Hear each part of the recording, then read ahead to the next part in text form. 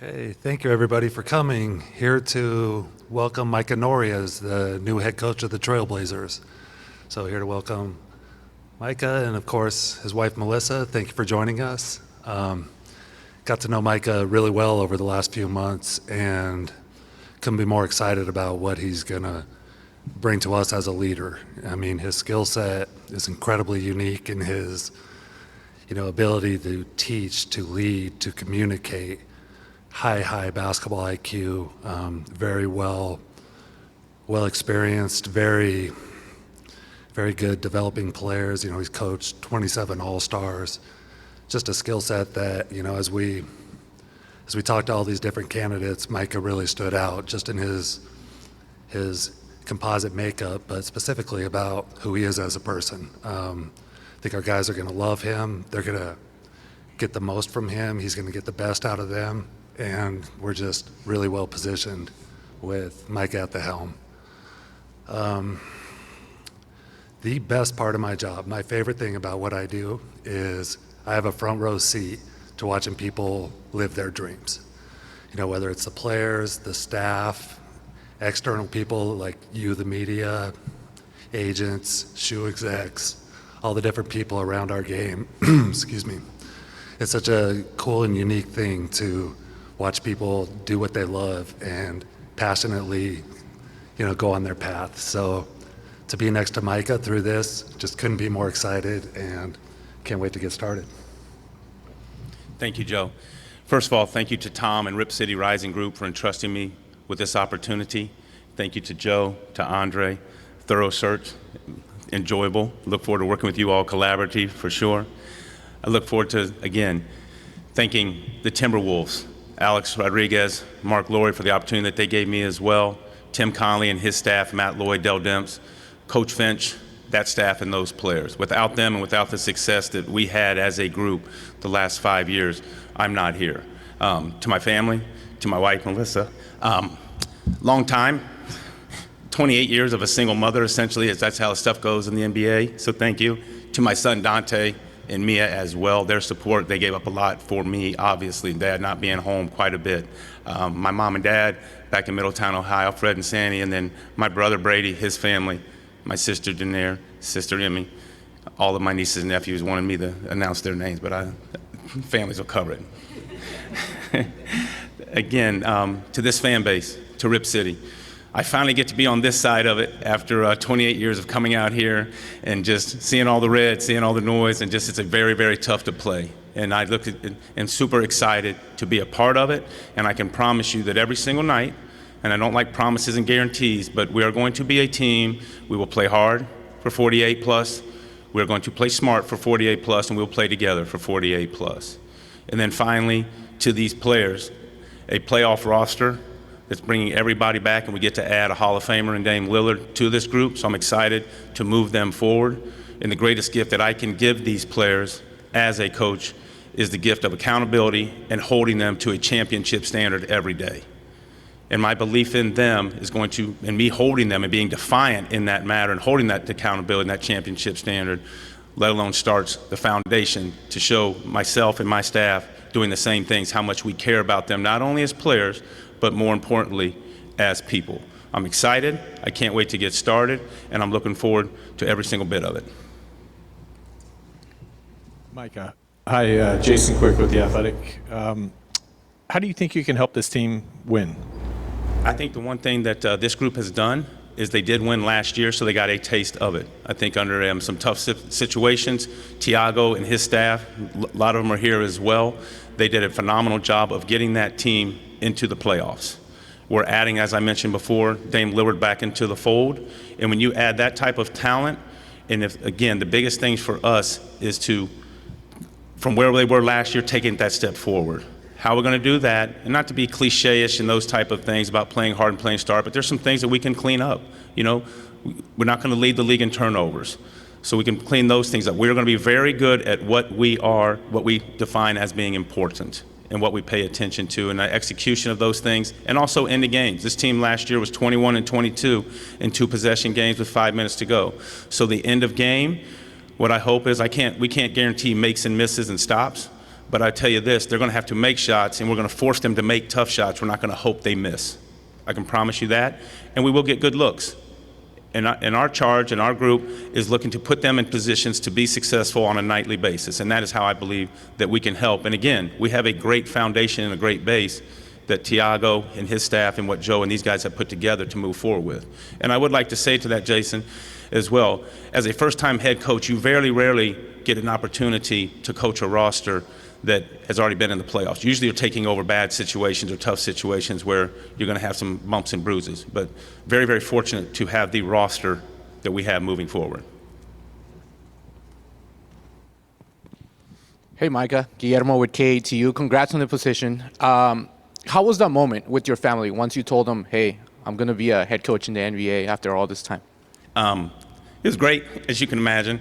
As far as a career, this is the pinnacle for coaches, and then the thing is to not be content with it, but to continue to drive and get to lead and get to help others even more so than what I've already been doing. But it was exciting. They a lot of long time comings, this and that or whatever, but it's just the nature of the beast, and I believe that I have earned this opportunity. No one deserves this opportunity, but it was just a lot of grateful, a lot of thanks. And again, I'm not going to talk about 15 different head coaches and all this and all the people that have helped me across this journey, from a guy that was hitting baseballs before the turn of the century and then the last 30 years essentially being in the NBA and being groomed and helped, and just with immensely amount of very, very smart, intelligent people and players. I'm very, very fortunate. Hey, Micah, Joe Freeman with the Oregonian. I wonder, what's your kind of vision for how you want the team to play and kind of the style that you want to feature with this roster? Yeah, I think if you start at the offense, number one, I think you start as a whole. We want to be a team, and people talk like, what is your philosophy and those type of things. I think you asked a very good question. What is your identity? Our identity is when they come in here 41 plus nights a year with the energy we have in this building, we want to make sure that we are a physical team. We don't want to use the word just in a relentless team where everything and make them feel this, all those things, but we have to make sure, and the great thing about this roster is we have defenders all across the board, and so defensively just picking up, being physical, not let people go where they want to go, push them off those spots, turn the people over. We have a team that should be able to create turnovers and play with greater pace, and that will be the main thing. And like I said before, we're not going to be a team that sits around and hopes people miss. We're going to force them to make tough shots where we want them to be. Offensively, the easiest way to think of it is when the clock is moving, we're moving. We're not going to take it out, look over, get play calls, walk it up. And I know everybody says that, but we will do that, and we will do it with defined spacing. We'll get to the corners, dunkers, create space for these guys, and it'll be a lot more concepts where it's not just play calls where you're going from A to B. There'll be reads, decision-making, and that will also help cut down the turnovers, which we led the league in, as I mentioned. So they will know where the openings will be, that type of thing there. We will also crash the glass, get the extra possessions, because it is an analytical game when it comes to that, as far as not turning it over and going to get second chance points. And as we mentioned, 21 and 22 in two-possession games. So any place where you can win those margins, that's what it will be. Bill Oram with the Oregonian. Micah, welcome to Portland. I would like to ask you each to address the structure of this contract. There was obviously a really strong reaction from a lot of corners, but most notably J.B. Bickerstaff, who's the president of the Coaches Association, called the nature of the contract a slap in the face to the value of coaches. Micah, one, I want to know why you were willing to come here under the terms that you agreed to. And then for Joe, why is this an okay way to do business? And how are you not setting him up for failure on a one-year contract? I can go first.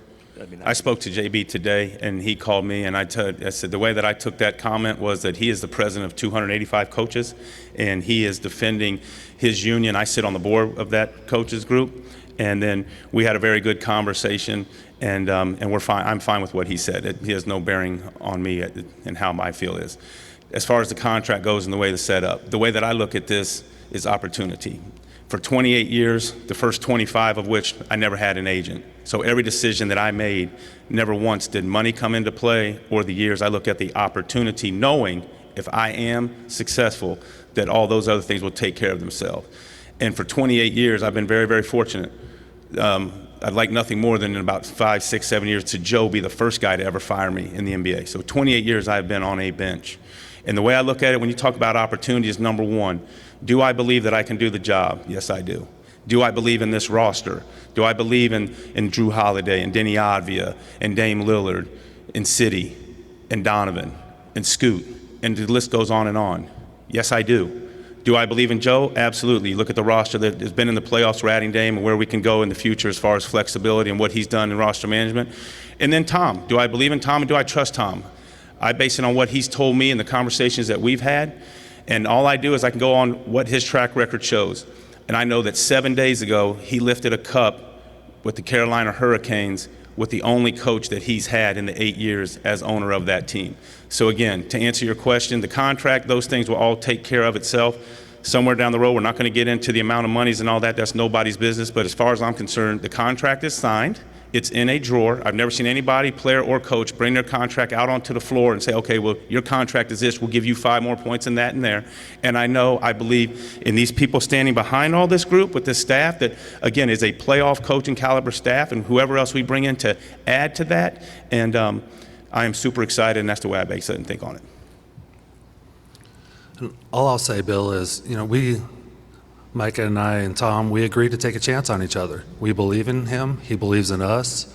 Going into this 6 weeks ago, 2 months ago, I told you all we were going to approach this with a level of shared risk, and we tried to find that balance. But, what the terms of the contract, to us, it doesn't really matter. Like, we're in this together. We're going to support Micah with all the resources and players and all the ability to win that he needs. And for us, that's just a technicality of, look, we're sharing some risk. We believe in you. Here's this opportunity. He believes in us. He wants to embrace this opportunity. Let's go. Let's get it done. Why shared risk, though, the philosophy approach to search that? From the outside, that seems like you're limiting your ability to go hire the coach you want. We hired the coach we wanted to. Micah was a premier target, and he's here now. But why go into it with the philosophy of shared risk and the idea of we're going to go into it with less money and fewer years? It's, we're going to approach every negotiation. We're going to, do what's best for the organization to protect our downside, to promote upside. And in this situation, we felt like we did that. Coach, couldn't help notice that you got a little choked up when you mentioned your wife and family, and I know it's been a tough path to get here. You've interviewed for so many jobs in recent years. Did you ever wonder if did you keep the faith that this would happen? Did you ever start to lose faith? And I guess just why the emotion? Why did you get choked up? I think the emotion is just because of what people put into you, and then when they care about you a little bit more than you. Then you even care about yourself and that type of thing. And I'm not going to get into, she knows exactly what she's done. But to kind of Joe's point, and you kind of said, like, I've interviewed for so many jobs. So I think it was a total of 7. And for about 5 of them, I would assume they probably said, Micah, you are number 2. And that's taking away nothing from any other candidate. But the reason I was number 2, I didn't get discouraged. But when you get calls, hey, and I said, what is this like with this Knicks situation? Micah, you were phenomenal, but, Mike Brown, a great job. They made the right hire. Mike Brown's done it before. We've never seen you sit in that seat. Cleveland, Micah, we're ready to win, and we've never seen you sit in that seat. Everything is great, but when you slide over, everybody says that 18 inches. So do I get discouraged? Absolutely not. I don't stay in this league. You don't stay in this thing for 28 years, starting where I started, and continue to do this. I do know this. When you start in this business, it's do your job well. It's such a small way. You don't tear other people down, and you continue to work, and then the benefits and the opportunities present themselves. And that's what I have, is an opportunity, thankful to Joe, thankful to Tom, to be a head coach of a playoff roster and build from there. So I was never discouraged. If anything, you get just more encouraged, and things happen for a reason. My wife always tells me that. And to sit here and say that we have a playoff roster, adding a future Hall of Famer in this great city with this fan base and the support that we get, it's an opportunity that I could not pass up, and it was ecstatic to take. That's why I get choked up, because it's better than what I could have ever imagined. Micah, Dwight James, Substack.com. You've been on the other side of the floor a lot here playing these guys in just the last few years. What do you see as this team's strengths, weaknesses? What do you think they need to do to get better to make the next jump? Well, I do know we were very fortunate to come in here opening night last year and win a game. And Dante DiVincenzo, who was one of my favorite guys, we started him at the point guard instead of Mike Nori. And Dante's going to kill me, does a lot of good things, but he had a very difficult time getting the ball up the floor. And what I'm saying by that is we have defensive versatility. We have a big at the rim and Klingon. We have Kamara, who's very similar to Jaden McDaniels. Kamara had the toughest matchups last year of anyone in the NBA statistically. He was 100 percentile of his matchup. So that means that he guarded the tough players, the toughest matchups on a night and nightly basis. So it starts with that. We are going to be a physical team, a relentless team, putting ball pressure, picking guys up, hitting people. And then offensively, the most important thing we have to do is take care of the basketball. We have to get shots, get that down. We'll continue to crash the glass. Very good offensive rebounding team. And then we just, at the end of games, these guys were learning to win and learned to win last year. They are a playoff team. But those 21 and 22s, we need to get that to about 60, 65% winning percentage and below 500. So that is my intent, and that is what I think that myself, my staff, and these players will get done. Brenna Green, Coin 6. You mentioned how difficult it was for you to get to this point and how many times you were, runner-up, that sort of thing. So I'm guessing I guess just what was it like for you over the last 48 hours to kind of see the discourse about you getting this job pretty much solely in the media be about your contract and not about you getting this opportunity? Just what did that feel the one like thing you're for going to find out about me very quickly is that I would say I'm humble, and I really don't care. Honestly, this is not about me, and I mean that in all sincerity. So I really don't care about all the outside noise. To me, it's done, it's finished. This is one of these things. You could have 8 million people watching this press conference. You could have 100,000. Then the next week, no one's really going to care about this press conference. What they're going to care about is how we move forward and what we do. So as far as the discourse goes, it doesn't bother me whatsoever, because I know who I am as a coach. I know who I have sitting next to me and supporting me and sitting right in front of me here. These players, these coaches, I have the tools for success. I have been given that, and that's all I care about, and that's what I look at when I talk about the opportunity. So the discourse, I hear it. Maybe it's a little bit unfortunate, but I mean this in all sincerity. It doesn't bother me one bit. Sean Heiken, Rose Garden Report. This is for either one of you, maybe a little bit more so for Joe. Is the staff going to stay roughly the same around Micah, or are there going to be some changes there, or how much of Tiago and Chauncey's staff last year is going to carry over? Yeah. We've had a lot of discussions about that. Micah's going to continue to get to know them as he spends more time here. There's a very capable group that he's inherited that we think can be good contributors, but with that, we want to put the best group around Micah as possible, so we'll also look externally to see if we can find some additional help there.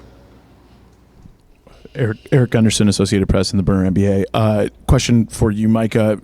I know in the 2024 playoffs you kind of stepped in there into a kind of a hybrid role.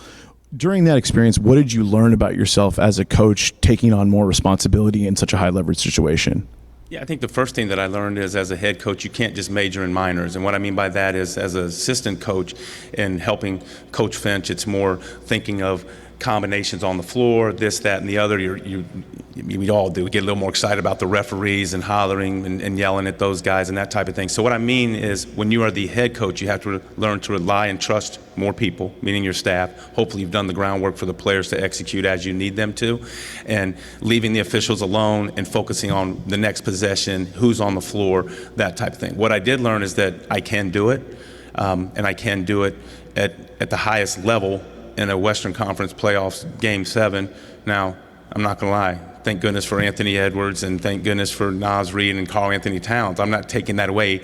I helped them a little bit. They did 90% of it. But what I learned was that what I've thought is that I can sit in this seat.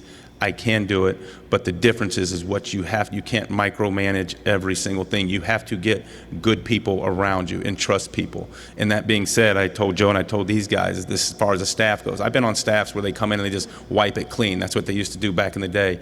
But over the course of working with 13 head coaches, those coaches gave me an opportunity to tell them what I do. That's what I'm doing with these guys. And these guys are in the situation, this is a playoff team. So it wasn't a team that won 25 or 30 games. So these guys behind us are very, very capable and very, very good. And when I met them and talked to them, and I do my due diligence in following up, I said we need to hire their PR team because everything I heard was all good stuff from these guys. But so excited to work with them, talk with them, and I promise you we will get the tools for success that we need to continue to build this thing and move in the right direction. Joe, a couple things, but as a matter of housekeeping, is Chauncey Billups still officially a head coach on, I guess, administrative leave by the league? And then did the uniqueness of that situation create any extra hurdles that you needed to navigate with the league as you made this hire? Same answer I had 6 weeks ago. Still unable to comment on anything Chauncey related. It's still a legal situation. Happy to do so once I'm able to. Micah, Evan Watson with KGW. Tom Dundon, speaking to Portland business leaders yesterday, referenced tanking in past Blazers seasons, saying, quote, "It was sad. They were trying to lose a little bit. We're not doing that." What does that mean to you as a coach taking over this team now and into the future? What does that mean? I think, number one, when you look at what he's done with that, again, the roster with Carolina, as far as he has given them the players and spent the money to put the players on the ice and led to a champion. So he's done it. So we know that he has done that, and that is what his drive is for us. So to me, I take it as he is going to continue with Joe and his staff, allowing us to assemble the best roster that we possibly can. We have some very good contracts. We have some very good players. And we can go a lot of different ways, which is great. We control our own destiny and our own decisions, which is awesome in the NBA. And it feels good when I can go out and my staff can go out and these players can go out and only thing we're worried about is executing and winning basketball games. And it's not a thing where we have to develop this guy or do that. No. The charge has been to win as many basketball games as we possibly can, and obviously do that mindfully of not playing guys 40, 45 minutes, all that type of thing. But we have depth, and we got everything that we need, and we can add to it because we have these assets to finagle it however we like. So to me, it's exciting, and that goes back to the point. And then when you say, why do you get choked up in this thing? Because very rarely do you get the opportunity to be a head coach in a winning situation. These things come open because there's usually been failure by on the team. They just haven't won enough games. Or it happens like it did in New York and Cleveland. They want somebody that has sit in the seat. So the opportunity here is awesome, and the fact that we can do everything we can to win is even better. Micah, Danny Murray, 105.1 The Fan. You specifically mentioned the turnover rate of the team, but also like when you're looking at this team, how do you plan on addressing some of the shortcomings if the roster doesn't have a whole lot of change to it? Three-point shooting wasn't something that they were really prolific in. Defensive rebounding was an issue. How are you looking at those kind of things? And then who are you leaning on for the things that you don't know? That's sliding over that 18 inches into that head coaching seat. Is there somebody else that you're already leaning on, or other coaches you've worked with in the past who you can kind of lean on to call in the middle of the night or try to figure out those things when things that you don't expect pop up? Yeah, that's a great question. I think when you look at the team, and I think the best addressing of the three-point shooting is we're getting ready to add Dame Lillard. And so that automatically is getting better. But the one thing that this team did, and that's talked about the things that myself, my staff, and these players as we move forward can cleaning up, is their shot profile, if you will. The shots that the Blazers got last year was very, very good. They were at the rim and threes, which is what everybody want. We struggled to make shots at the three. Now, obviously, Dame will help that.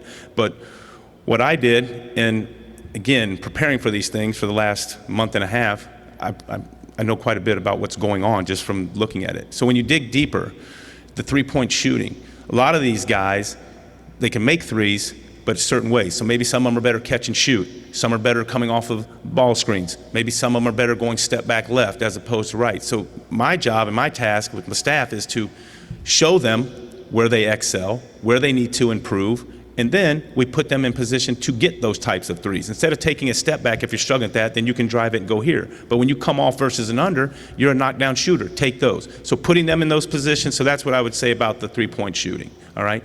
With the rebounding, the one thing is if you're a really good offensive rebounding team, you should be a very good defensive rebounding team. So we are going to be, you're good at what you emphasize.